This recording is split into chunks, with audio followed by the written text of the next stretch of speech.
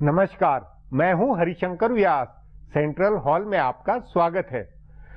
जम्मू कश्मीर की मुख्यमंत्री महबूबा मुफ्ती ने अनहोनी की, हकीकत को जुबान पर लेकर आई और इस तथ्य पर खेद जताया कि सुरक्षा कर्मियों पर आतंकी हमले से कश्मीर की बदनामी होती है। महबूबा मुफ्ती ने यह भी कहा कि यह रोजे का महीना है, ऐसे वक्त जब लोगों को अतीत के पापों के लिए क्षमा मांगनी चाहिए, तब हमें सुनिश्चित करना चाहिए कि हम किसी दूसरे को चोट नहीं पहुंचाएं। इस तरह के हमले में रोजी रोटी कमाने वाले को छीनकर परिवारों को प्रभावित किया जाता है। यह निंदनीय है। ऐसा करके हम अपने धर्म पर भी चोट करते हैं। महबूबा मुफ्ती का यह कहा बतौर सच्चे मुसलमान एक सच्ची बात है, लेकिन नेशनल कॉन्फ्रेंस ने इसे मुद्दा बनाया। पूर्व मुख्यमंत्री उमर अब्दुल्ला ने ट्वीट करके कहा, महबूबा ने इस्लामी आतंकवाद का राग अलापना शुरू कर दिया है। उनके प्रवक्ता ने कहा कि मुस्लिम होने के नाते शर्मसार बताकर महबूबा मुफ्ती ने शर्मनाक किया है। सवाल है, महबूबा मुफ्ती ने क्या ये बात सियासी फायदे के लिए कही? क्या रमजान के महीने में ऐसे आतंकी हमले शर्मनाक नहीं है? बतौर मुख्यमंत्री महबूबा को कश्मीर की चिंता यदि है तो वे प्रदेश की इमेज, काम धंधों पर असर का ख्याल तो रखेगी। उन्हें घाटी में लोगों की सोच बदलवाने की कोशिश भी करनी है। पंपोर में सीआरपीएफ के काफिले पर आतंकी हमले की घटना से पहले महबूबा की अनंतनाग उपचुनाव में भारी जीत हुई। उनके पिता ने जिस सीट को 6000 वोटों से जीता था, उसी पर महबूबा मुफ्ती कोई 12000 वोटों से जीती। अनंतनाग और पंपोर दोनों उस दक्षिण कश्मीर घाटी का हिस्सा है जहां नौजवानों में बेचैनी की खबरें हैं। संदेह नहीं कि सीमा पार के पाक आतंकी अड्डों में हलचल बढ़ी है। पंपोर में सीआरपीएफ का हमला लश्कर-ए-तैयबा की कारस्तानी मानी जा रही है। इस सब के बीच में बतौर मुख्यमंत्री महबूबा मुफ्ती ने प्रदेश के विकास, पर्यटन आदि को लेकर दो टूक अंदाज में जो बात की है, वह उनकी नई अप्रोच का संकेत है। आज इस पर चर्चा है, मगर उससे पहले गपशप और खास सुर्खियां है। शुरुआत सियासी गपशप से करते हैं।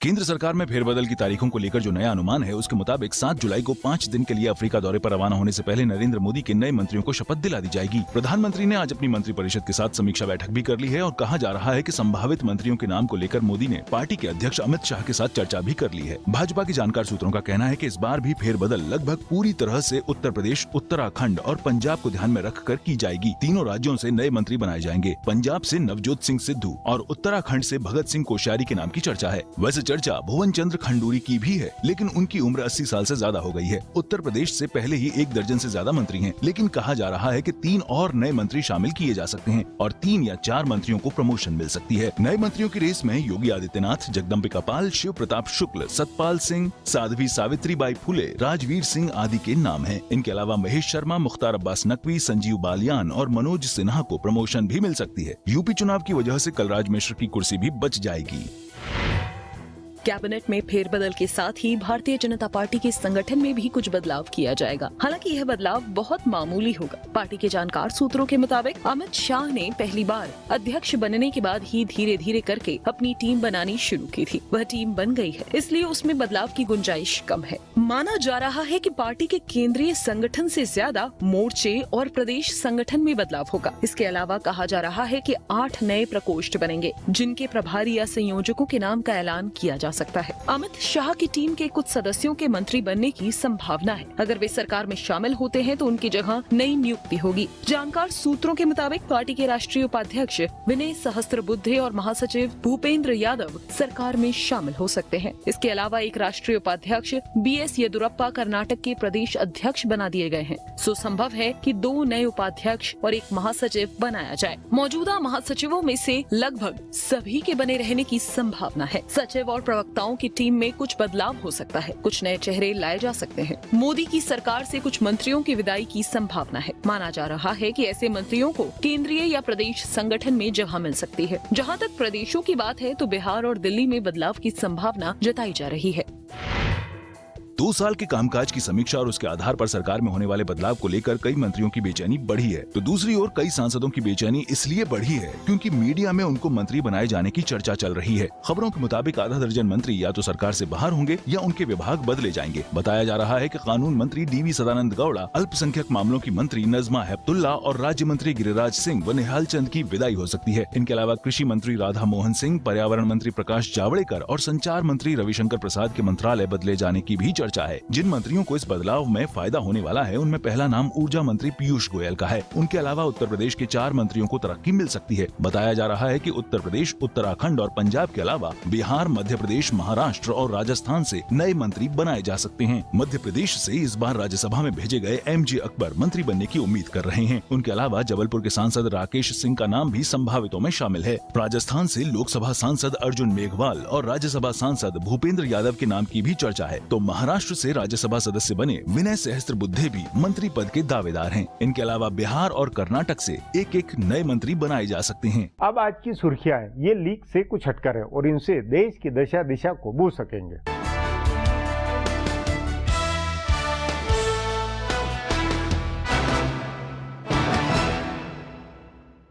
7वें वेतन आयोग की सिफारिशों से नाराज केंद्र सरकार के 32 लाख कर्मचारी 11 जुलाई से हड़ताल करेंगे। केंद्र सरकार ने कल ही वेतन आयोग की सिफारिशों को मंजूरी दी। उसके तुरंत बाद कल चेन्नई में केंद्रीय कर्मचारियों ने इसके विरोध में प्रदर्शन किया। उसके बाद सरकारी कर्मचारियों के महासंघ ने 11 जुलाई से हड़ताल पर जाने का फैसला किया। इसमें रेलवे, डाक और सेना की ऑर्डिनेंस फैक्ट्रियों के कर्मचारी शामिल हैं। 42 साल के बाद रेलवे कर्मचारियों के हड़ताल पर जाने की संभावना है। All India railway men's federation के महामंत्री शिव गोपाल शर्मा ने कहा है कि ये अब तक की सबसे खराब वेतन बढ़ोतरी है। वेतन आयोग ने निचले स्तर पर मूल वेतन में 14.5% की बढ़ोतरी की सिफारिश की है, जो पिछले 70 साल में सबसे कम बढ़ोतरी है। केंद्रीय कर्मचारी पेंशन की मौजूदा व्यवस्था से भी खुश नहीं हैं। इस बीच वित्त मंत्रालय ने कहा है कि अगर इसमें कोई विसंगति है तो उसे दूर किया जाएगा। उत्तर प्रदेश सरकार जल्द ही 7वें वेतन आयोग की सिफारिशों को लागू करने की तैयारी कर रही है। गौरतलब है कि उत्तर प्रदेश में अगले साल विधानसभा चुनाव होने वाले हैं। उससे पहले राज्य सरकार के कर्मचारियों को खुश करने के लिए सरकार जल्दी ही वेतन आयोग की सिफारिशों को लागू कर देगी। राज्य सरकार इसे लागू करती है तो प्रदेश के करीब 22 लाख कर्मचारियों, शिक्षकों और पेंशन भोगियों को इसका फायदा मिलेगा। बताया जा रहा है कि केंद्र सरकार इसे लागू करने की अधिसूचना जारी कर देगी। उसके बाद राज्य सरकार इस पर विचार के लिए एक उच्च स्तरीय समिति बनाएगी, जिसकी रिपोर्ट के आधार पर वेतन आयोग की सिफारिशों को लागू किया जाएगा। वैसे राज्य सरकार ने चालू वित्त वर्ष के बजट में 7वें वेतन आयोग की सिफारिशों को लागू करने के लिए 23,000 करोड़ रुपए का प्रावधान पहले ही कर दिया है। बहुजन समाज पार्टी के दिग्गज नेता स्वामी प्रसाद मौर्य के पार्टी छोड़ने के बाद एक और दिग्गज नेता ने बसपा से नाता तोड़ लिया है। पार्टी के महासचिव RK चौधरी ने आज पार्टी छोड़ने का ऐलान किया है। मौर्य की तरह चौधरी ने भी बसपा प्रमुख मायावती पर टिकट बेचने का आरोप लगाया है। चौधरी ने कहा है कि वे 11 जुलाई को आगे की रणनीति तय करेंगे। इससे पहले मौर्य ने मायावती पर टिकट बेचने का आरोप लगाते हुए पार्टी छोड़ दी थी। मौर्य लखनऊ में अपने समर्थकों का सम्मेलन करके आगे की रणनीति बनाएंगे। फिलहाल अब एक ब्रेक है, फिर खुलासा होगा।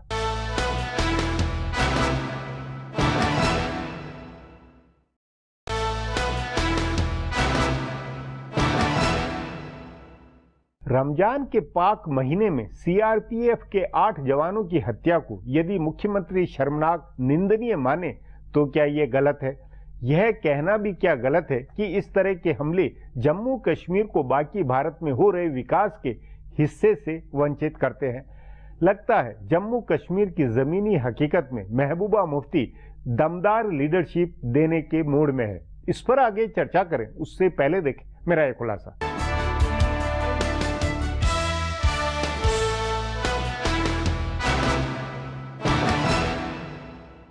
जम्मू कश्मीर में राजनीति बड़ी तेजी से बदल रही है। विपक्ष में रहते हुए महबूबा मुफ्ती जैसी राजनीति करती थी, वैसी राजनीति नेशनल कॉन्फ्रेंस के नेता और पूर्व मुख्यमंत्री उमर अब्दुल्ला कर रहे हैं और महबूबा वैसी राजनीति कर रही हैं जैसी मुख्यमंत्री रहते उमर अब्दुल्ला करते थे। दोनों की भूमिकाएं बदली हैं और इसके साथ ही दोनों की राजनीति भी बदल गई है। अब उमर ऐसी बातें कर रहे हैं जो प्रदेश के अलगाववादी नेताओं को, कट्टर मुस्लिम जमात के कानों को अच्छी लगती है, तो दूसरी ओर महबूबा ऐसी बातें कर रही है जो प्रदेश के विकास और जम्मू कश्मीर को देश की मुख्य धारा से जोड़ने वाली हैं। तभी पंपोर में सीआरपीएफ के जवानों के काफिले पर हमला हुआ और 8 जवान मारे गए तो महबूबा ने बेहद तीखा बयान दिया। उन्होंने इसे गैर इस्लामिक बताया और अफसोस जताया कि रमजान के पाक महीने में इस तरह की बर्बर घटना को अंजाम दिया गया। उनके इस बयान के बाद उमर अब्दुल्ला और उनकी पार्टी के प्रवक्ताओं ने उनकी जबरदस्त लानत मलानत की। दोनों ने कहा कि महबूबा भाजपा और आरएसएस की भाषा बोल रही हैं। उमर की पार्टी ने महबूबा पर आरोप लगाया कि वे आतंकवाद को इस्लाम से जोड़ रही हैं, जो कि बहुत गलत है। उमर के इस बयान से अलगाववादी संगठनों को समर्थन मिला और उन्होंने राज्य सरकार के खिलाफ प्रदर्शन तेज कर दिए। इस घटनाक्रम से पहले महबूबा मुफ्ती क्षीर भवानी मंदिर भी गई थी और उन्होंने मंदिर में पूजा अर्चना की थी। उनके इस कदम का भी घाटी में जबरदस्त विरोध हुआ। अलगाववादी संगठनों ने उनकी आलोचना की, कहा कि वे भाजपा को खुश करने के लिए यह सब कर रही हैं। लेकिन ऐसा लग रहा है कि महबूबा मुफ्ती इन सब की परवाह नहीं कर रही हैं। वे अपने एजेंडे पर काम कर रही हैं और इस एजेंडे में उनको केंद्र सरकार की पूरी मदद मिल रही है। पिछले दिनों प्रधानमंत्री नरेंद्र मोदी ने महबूबा मुफ्ती के अनुरोध पर सेना की जमीन खाली कराकर राज्य सरकार को दे दी। कुछ इलाकों में सेना के बंकर हटाने का भी फैसला हुआ। जाहिर है मुख्यमंत्री राज्य की तस्वीर बदलने के लिए काम कर रही हैं। वे अपने वोट बैंक की परवाह नहीं कर रही हैं। पहले कहा जाता था कि भाजपा के साथ जाने से कश्मीर घाटी में उनका वोट कम होगा। उनके पिता मुफ्ती मोहम्मद सईद के निधन पर उनके जनाजे में जितने कम लोग जुटे, उससे यह भी माना गया कि भाजपा के कारण घाटी में उनका समर्थन कम हो गया है। संभवतः इसी वजह से महबूबा ने शपथ लेने में देरी की, परंतु अब उनको समझ में आ गया है कि सिर्फ घाटी के वोट बैंक को खुश करके वे जम्मू कश्मीर की राजनीति नहीं कर सकती हैं। उन्होंने यह भी समझा है कि सिर्फ बातों से काम नहीं चलेगा और कुछ ठोस करके दिखाना होगा। कोई भी ठोस काम केंद्र की मदद के बगैर संभव नहीं है। इसलिए ऐसा लग रहा है कि अलगाववादियों और सीमा पार बैठे उनके आकाओं को महबूबा पसंद नहीं आ रही है। तभी पिछले कुछ दिनों से घाटी में आतंकवादी वारदातों में तेजी आई है। पुलिस और सुरक्षा बलों पर हमले बढ़ गए, घुसपैठ बढ़ी है और मुठभेड़ में मारे जाने वाले आतंकियों के जनाजे में भारी भीड़ जुटने लगी है। हुर्रियत के दोनों धड़े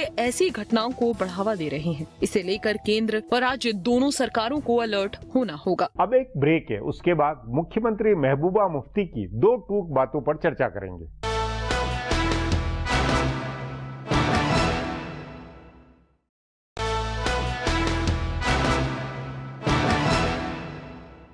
जम्मू कश्मीर में नेशनल कॉन्फ्रेंस अब महबूबा सरकार के विरोध में किसी भी सीमा तक जा रही है। पंपोर की घटना पर यदि मुख्यमंत्री महबूबा ने हकीकत बयान की तो उसका समर्थन होना चाहिए या विरोध।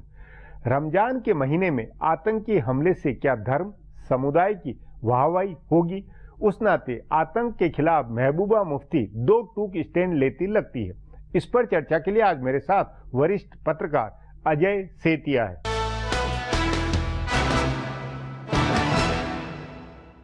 अजय जी, कश्मीर घाटी में सीआरपीएफ पर हमले के बाद मुख्यमंत्री महबूबा मुफ्ती ने जिस तरह की उसकी निंदा की है, उससे क्या लगता है कि उनकी अप्रोच बदल रही है? स्वाभाविक रूप से मुख्यमंत्री के बनने के बाद महबूबा मुफ्ती ज्यादा रिस्पॉन्सिव दिखाई दे रही हैं और ऐसा होना भी चाहिए। क्योंकि कारण ये है कि ये जो पवित्र महीना है, इस महीने के अंदर भी अगर आतंकवाद होता है और स्वाभाविक रूप से वहां पर जो आतंकवाद करने वाले लोग हैं वो एक समुदाय के लोग हैं और ऐसे समय में अगर वो करते हैं तो उस समय में मुख्यमंत्री की जो अप्रोच है, मुझे लगता है कि वो नेशनलिस्टिक अप्रोच है और सर्वधर्म समभाव वाली नहीं। लेकिन उसी पर नेशनल कॉन्फ्रेंस ने जो मुद्दा बनाया और उनकी जो आलोचना की और उन्होंने ये कहा कि इनको जो इस्लाम को इससे आतंक से जोड़ने का जो वाकया किया है, मुख्यमंत्री ने जो कहा है, बयान दिया, ये निंदनीय है। तो उसको राजनीतिक मुद्दा घाटी में जिस तरह बनाया गया, वो उसकी उस खतरे से निपटने में मुख्यमंत्री समर्थ होगी? नहीं, देखिए, महबूबा मुफ्ती और उमर अब्दुल्ला दोनों का आमने सामने का टकराव है, दोनों की आमने सामने की राजनीति है। जब उमर अब्दुल्ला मुख्यमंत्री थे तो आप देखिए कि महबूबा मुफ्ती उस समय कितनी कट्टर होती थी और उनके बयान उस समय किस प्रकार के होते थे। तो ये भड़काने वाली राजनीति जम्मू कश्मीर में दोनों तरफ से चलती है। जब वो सत्ता में होते हैं तो दूसरा पक्ष करता है और जब ये पक्ष सत्ता में है तो अब इसमें देखिए कितना बदलाव है। महबूबा मुफ्ती, आप पहले की महबूबा मुफ्ती को देखिए और आज की महबूबा मुफ्ती को देखिए और इसी तरह तब के उमर अब्दुल्ला को देखिए और आज के उमर अब्दुल्ला को देखिए। तो ये जो है राजनीति जो है ये सब करवाती है। नहीं, पर ये नहीं लगता कि अनंतनाग के उपचुनाव में अपनी भारी जीत के कारण महबूबा मुफ्ती में कुछ कॉन्फिडेंस आया और जो कहा यह जाता था कि नहीं घाटी में माहौल बिगड़ा है बीजेपी के साथ अलायंस से, वो गलत धारणा साबित होने के कारण वो अप्रोच बदली हुई महबूबा की?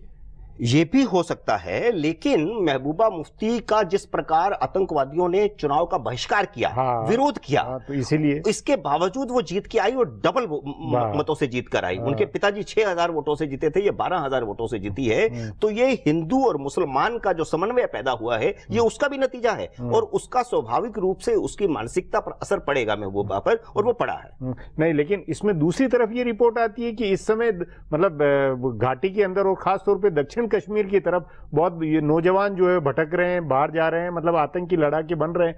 ये एक तरफ की ग्राउंड की जो रियलिटी है उसकी रिपोर्टिंग अलग आती है और सियासी माहौल अलग होता रहता है। ये क्या गालमेल लगता है?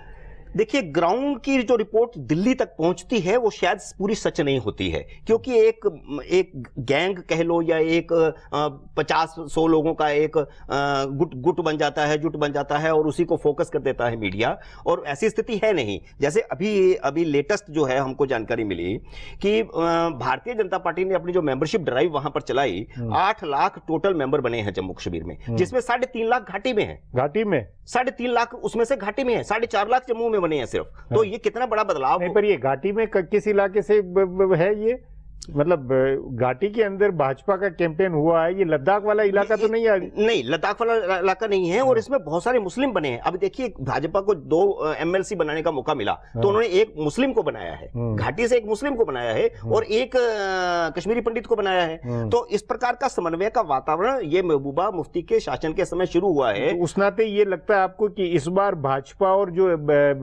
PDP की जो इनिंग चालू हुई वो ज्यादा कायदे से सोच विचार के साथ में, रोड मैप के साथ काम कर रही है? बिल्कुल। मुफ्ती की जो पहले जो सोच थी वो उस समय आप देखिए कि बार बार टकराव होता था। जब से महबूबा बनी है तब से कोई टकराव दोनों में नहीं आया है, और इसका मतलब ये भी है कि महबूबा सोच कर कदम रख रही है और शायद उसकी फ्यूचर की रणनीति ये है कि हिंदू और मुसलमान मिलकर के चलें तो घाटी का भी फायदा होगा, जम्मू का भी फायदा तो उसमें एक जो कांग्रेस है, वहां कांग्रेस इस मामले में बिल्कुल गोलमोल या कुछ कोई स्टैंड नहीं ले रही। कांग्रेस का रुख कैसा लग रहा है उस राजनीति में? नहीं, देखिए, अब तो राजनीति सीधी हो गई है कि एक तरफ महबूबा है और एक तरफ उमर अब्दुल्ला है। हाँ। लेकिन उमर अब्दुल्ला जो है वो कांग्रेस को ज्यादा भाव नहीं देते, कांग्रेस उनको ज्यादा भाव नहीं देती, जबकि इधर भाजपा और इनका दोनों का बराबर का चल रहा है। बराबर का, और सीटें भी बराबर की हैं इनकी। हाँ।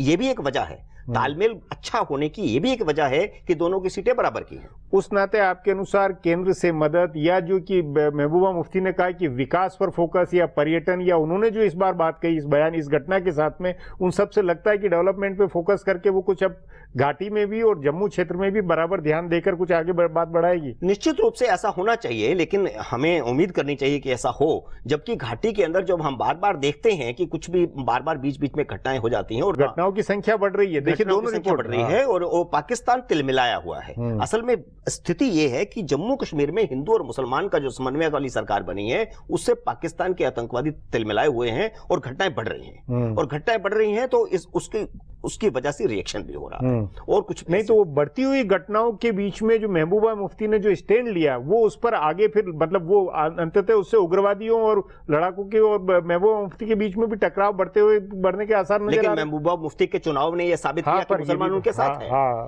आतंकवादी कुछ लोग हैं और इस चुनाव ने यह साबित किया कि मुसलमान अब महबूबा मुफ्ती के साथ है। नहीं, तो उस नाते आपके अनुसार घाटी की राजनीति में, जम्मू कश्मीर की राजनीति में बुनियादी परिवर्तन हो रहे हैं?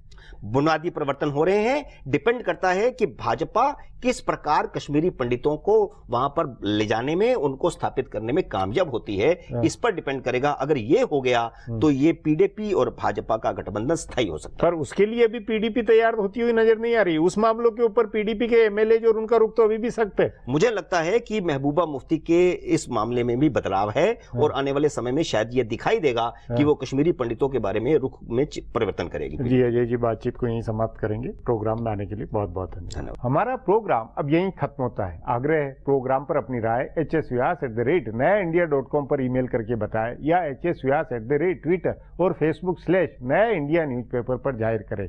अब कल फिर मिलेंगे इसी चैनल पर इसी समय।